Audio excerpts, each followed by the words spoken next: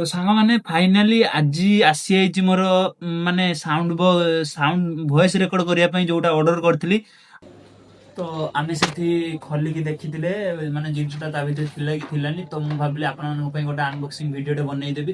ତ ଚାଲନ୍ତୁ ବର୍ତ୍ତମାନ ଦେଖିବା ତା ଭିତରେ କ'ଣ କ'ଣ ଅଛି। ଏଇଟା ହେଉଛି MMAKରେ ଗୋଟେ ମାଇକ୍ଟେ ଆଣିଛି, ଯୋଉଟାକି ଭଏସ୍ ରେକର୍ଡ କରିବାର ମୋତେ ଟିକେ ସୁବିଧା ମୋ ପାଇଁ ହେବ। ତ ଚାଲନ୍ତୁ ତାକୁ ଓପନ୍ କରିବା ଆଉ ସେଇଥିରେ କ'ଣ କ'ଣ ସବୁ ଆସିଛି ଦେଖିବା।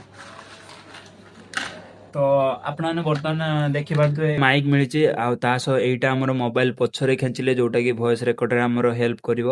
ଆଉ ତା ସହ ଏଇଟା ଆମର ଚାର୍ଜିଂ ପାଇଁ ମିଳିଛି। ଆଉ ଆମର ଆଇଫୋନ୍ ଯଦି ଆପଣ ଆଣ୍ଡ୍ରଏଡ୍ ସେଟ୍ରେ କରୁଛେ ତାହେଲେ ଆପଣଙ୍କୁ କୌଣସି OTG ଦରକାର ହେବ ନାହିଁ। ବଟ୍ ଆପଣ ଯଦି ଆଇଫୋନ୍ରେ କରୁଛନ୍ତି ତାହେଲେ ଆପଣଙ୍କ ପାଇଁ ଏଇ ଦୁଇଟା OTG ଆସିଛି। ଆଉ ବାସ୍ ଆମର ତ ଆଇଫୋନ୍ ନାହିଁ, ଆମର ତ ଗୋଟେ ଭାଙ୍ଗା ଫୋନ୍ ଅଛି।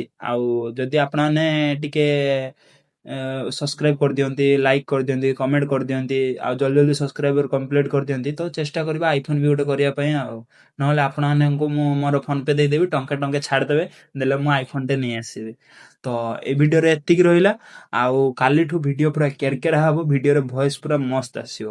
ତ ବାଏ ବାଏ, ଟାଟା।